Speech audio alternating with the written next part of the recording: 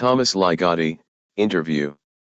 One could argue that whoever likes the works of Lovecraft needs not to be acquainted with the writings of Thomas Ligotti, and in a sense this would be correct, for the readers of the Black Aether do like Lovecraft, and in all probability they have at least heard of Ligotti, yet such a statement would be misleading in a way, because Ligotti is more than just an author who is a follower of Lovecraft. Thomas Ligotti is a curious living classic of American weird fiction in the turn of the millennium, whose fiction is essentially a declaration of a worldview, too, and is unmistakable in content and style.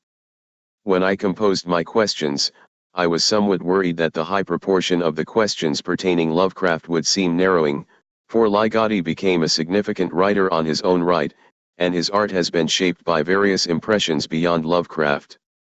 Yet it didn't seem unreasonable, because in Lovecraft, Ligotti discovered a good writer and a kindred spirit. Fortunately he didn't refrain from answering. Ligotti hasn't been active for 3 years now. His last publication was The Spectral Link in 2014, a collection of his interviews, edited by Matt Carden, also appeared in the same year, but we had plenty of questions, nevertheless. We would like to express our gratitude for John Paget, founder and editor of Ligotti.net, for helping in establishing contact. Hello Tom. Thank you for accepting the Black Aether's request and sparing some time for our questions. The Black Aether being an internet magazine dedicated to H.P. Lovecraft's heritage, the first block of questions will focus on this topic. Let's start from the beginning. Your discovery of the works of Lovecraft was an important moment in your professional as well as your intellectual life. How exactly did you discover Lovecraft writings?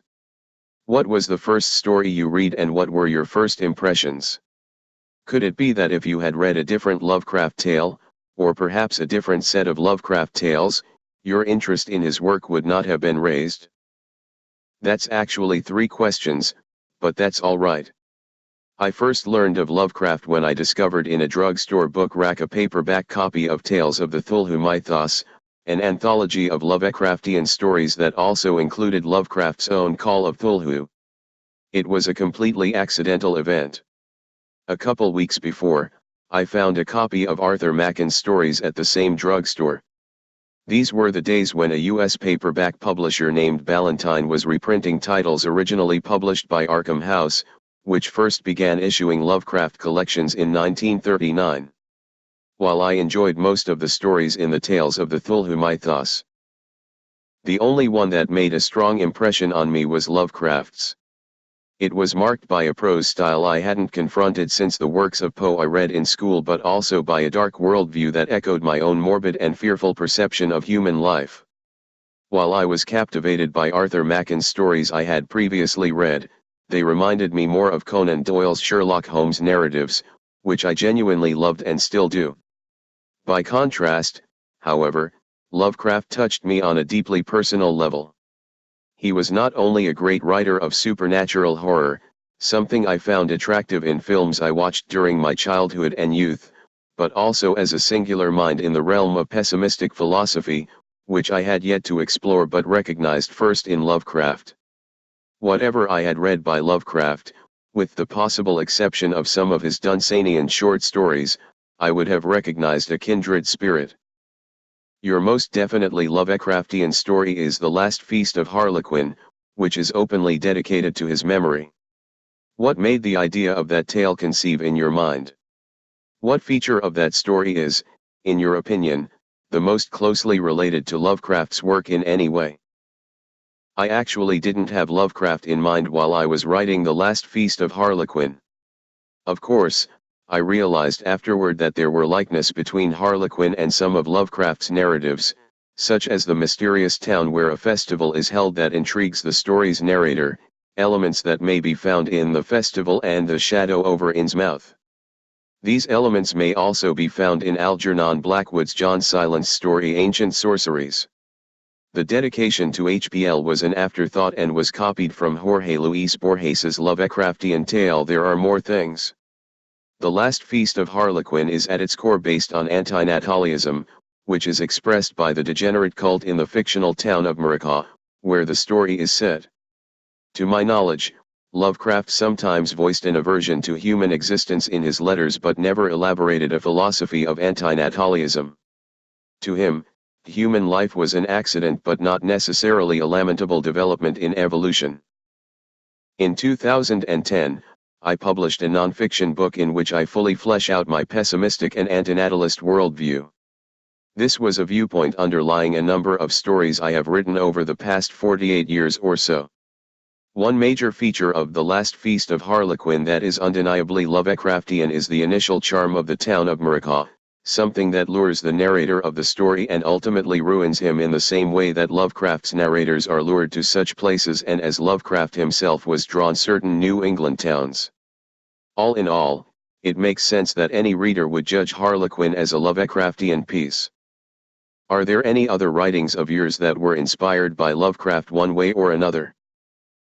In The Sect of the Idiot I did employ the idea of strange furniture in a place where strange beings gathered, though this particular element was influenced more by Borges's There Are More Things, where it serves as the central and quite interesting idea, even if Borges didn't develop it to my satisfaction. I thought it was a nice concept to steal. The title of another Borges, The Sect of the Phoenix, inspired the title of the story in question.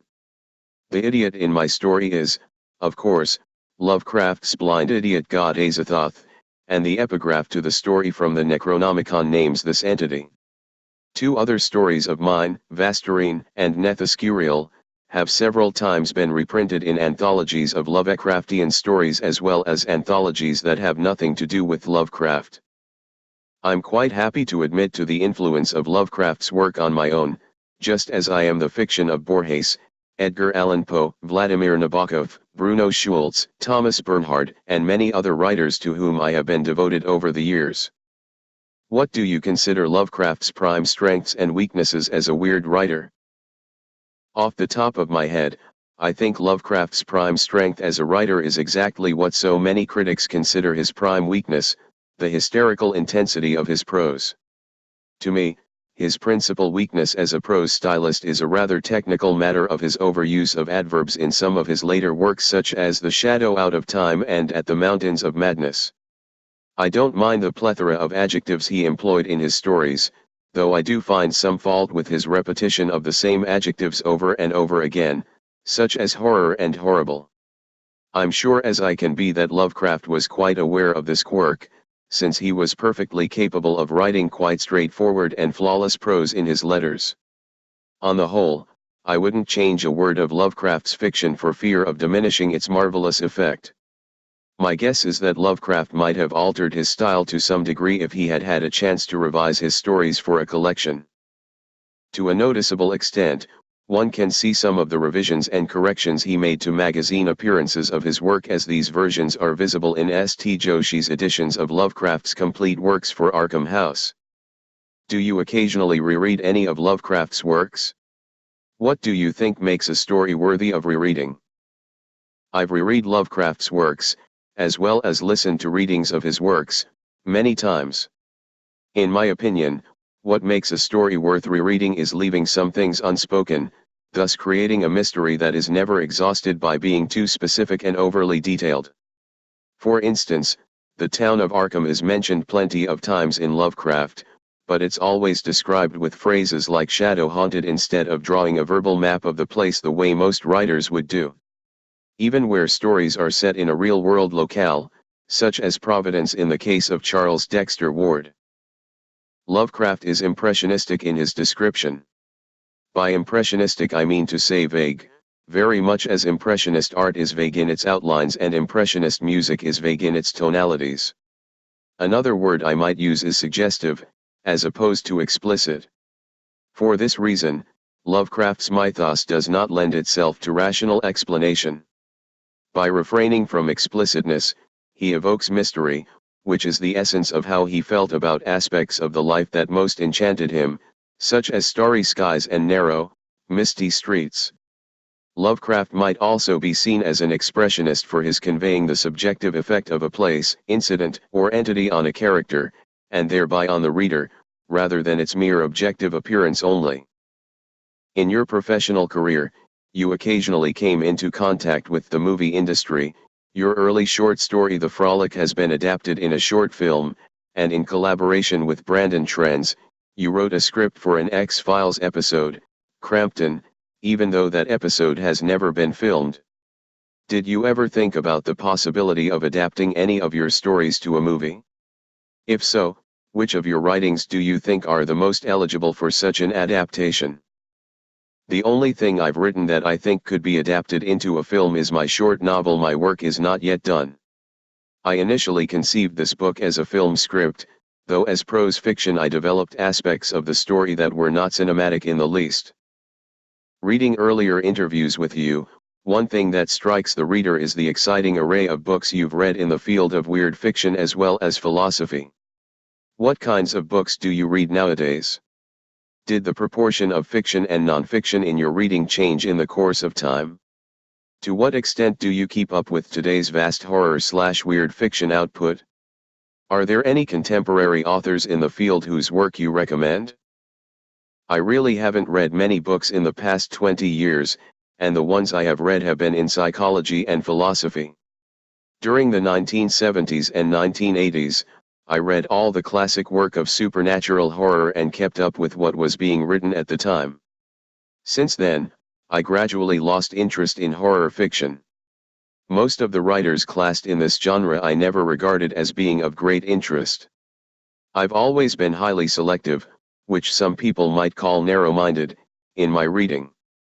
These days, I listen to a lot of psychology and philosophical lectures on YouTube and occasionally recordings of classic works of horror fictions. However, should any Lovecrafts appear on the scene, I would be aware of it and read their works. What was the most fearsome experience ever that fiction conveyed to you? Was it caused by a book, a film, or some other medium? Easily the most fearsome experience I've known was seeing The Exorcist in 1974. Nothing else before or since then comes close in terms of disturbing and distressing me. Later I came to enjoy The Exorcist as a well-made film, and it ceased to unsettle me. In a 2001 interview, you call The Shadow at the Bottom of the World one of your favorite pieces in your work. Looking back at your work today, which stories, of yours would you consider your favorite and why? Did your estimation of any of your stories change in the course of time, for better or worse? I don't think very much about my own writing, and I never reread my stories except for inclusion in new editions of my story collections.